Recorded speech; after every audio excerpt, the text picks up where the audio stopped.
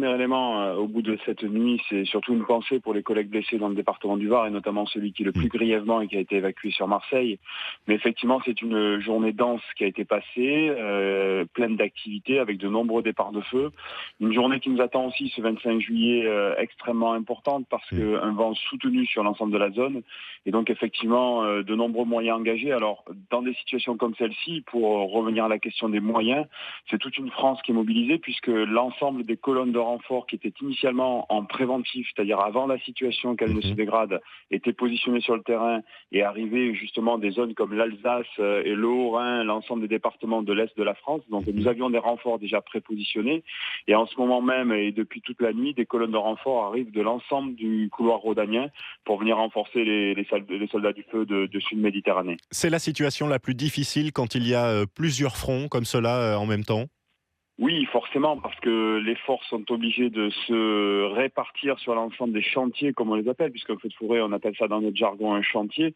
Nous sommes obligés de les répartir sur les chantiers, et lorsque nous répartissons les forces sur les chantiers, forcément, nous les divisons, et ce qui veut dire que nous pouvons être moins concentrer une action moins importante sur l'un d'entre eux, sachant que la doctrine en France, et qui a payé jusqu'à présent, c'est de répartir notamment sur l'ensemble des départs de feu naissants, et une priorité aux feux naissants afin d'avoir de moins en moins de situations qui dégénèrent. Avec la sécheresse qui touche le sud de la France, avec les fortes rafales de vent qui sont annoncées et qui courent dans certains départements depuis le début de la semaine, on est vraiment face à des conditions propices au départ de feu, à une propagation rapide. Là, la vigilance est maximale.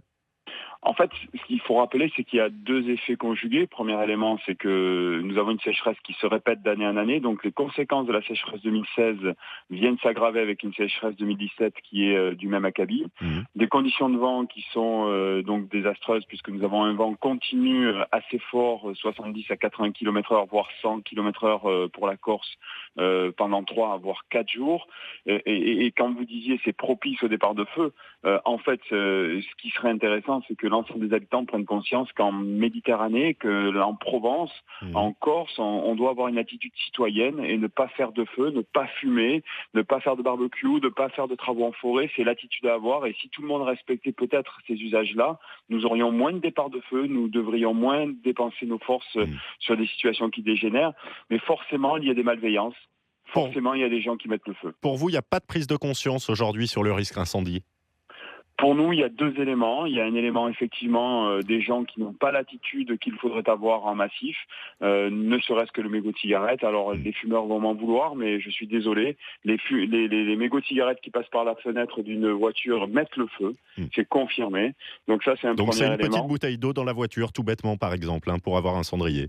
Oui, et puis peut-être de temps en temps ne pas fumer, faire des pauses pour se reposer afin de fumer, ça aussi c'est bien.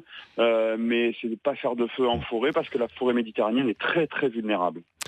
Colonel, un mot, vous nous avez parlé de la méthode, des techniques notamment de renfort, des techniques de priorité sur certains départs de feu. Parlez-nous du niveau d'équipement en France, dans les casernes, dans les différents départements. Il y a combien de Canadair aujourd'hui, par exemple, en France? Aujourd'hui, nous avons 12 Canadair. C'est assez?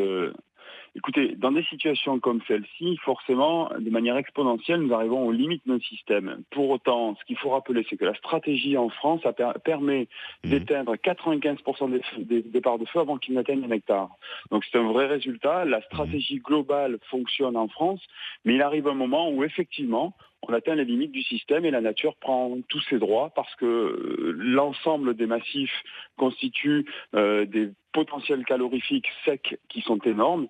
Donc nous n'aurons jamais suffisamment de moyens lorsque nous faisons face à des situations comme 2003, comme cette année, comme les années 90. Pour autant, l'ensemble des moyens ont bien évolué, les conditions de sécurité ont évolué, mais heureusement qu'il y a la mobilisation nationale, ce qui veut dire que l'ensemble des pompiers de France sont mobilisés sur cette situation dans le sud-est de la France.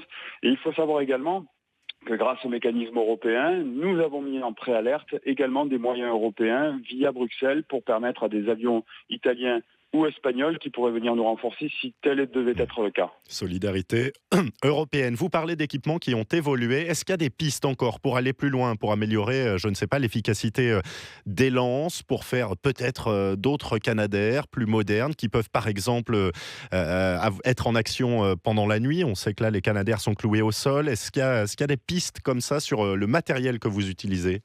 Oui, il y a toujours des pistes d'évolution. On évolue beaucoup sur la sécurité de nos personnels, car comme j'ai démarré notre intervention, je disais il y a des pompiers blessés cette nuit, donc nous essayons toujours d'améliorer la sécurité, notamment en termes d'équipement individuel, notamment les tenues. Nous avons essayé dans les Bouches-du-Rhône typiquement d'équiper avec des surpantalons et des vestes de protection adaptées aux feux de forêt. Nous essayons également, parce que lorsque l'on équipe encore plus nos personnels, ils ressentent beaucoup moins les effets thermiques, donc ce qui veut dire que lorsqu'ils sont en situation thermique dégradée, ça veut dire qu'ils sont dans une situation qui devient très dangereuse. Donc nous essayons de réfléchir à mettre des capteurs avec des buzzers Ça peut être sur nos risqué de ne véhicules. pas sentir la chaleur effective. Complètement. Il faut avoir une sensation, une sensibilité et permettre. Il y a deux éléments. Il y a le bruit. Il y a trois éléments, pardon. Il y a le bruit, l'aspect thermique et également le visuel qui permettent de détecter une zone de danger.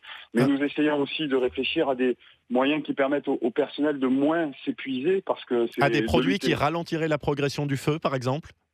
Ça, écoutez, on a des produits retardants qui existent, qui sont largués par les avions bombardiers d'eau. La flotte de la sécurité civile fait un gros travail en ce moment, justement, en nous accompagnant sur le terrain. Mais nous avons permis à ce produit retardant d'être répandu grâce à des véhicules de sapeurs-pompiers lorsque la nuit, justement, les avions ne volent pas. Mais nous réfléchissons également à utiliser des drones pour tirer les tuyaux, pour éviter de faire des gros efforts. Des éléments que nous tirons grâce aux hélicoptères actuellement, mais nous essayons de voir avec des gros drones si nous pouvons pas aussi améliorer ce système. Un tout dernier mot, colonel Ayon. Un départ de feu a été signalé à Signes, dans le Var. C'est tout près de votre département des Bouches-du-Rhône. Vous avez des informations? Écoutez, ce qui se passe actuellement, il y a énormément de départs de feu. Énormément de départs de feu, et c'est pour ça que je parlais également de malveillance, parce que oui, nous sommes conscients qu'il y a de la malveillance. Les départs de feu de cette nuit sont des actes malveillants, parce qu'à ce moment-là, il n'y a personne qui fume et personne qui fait des barbecues, et sur tous les sites où ils sont mis, c'est des actes de malveillance. Nous sommes en mobilisation complète. Nous avons aidé les collègues du 84 hier. Nous avions plus de 12 groupes engagés dans le Vaucluse.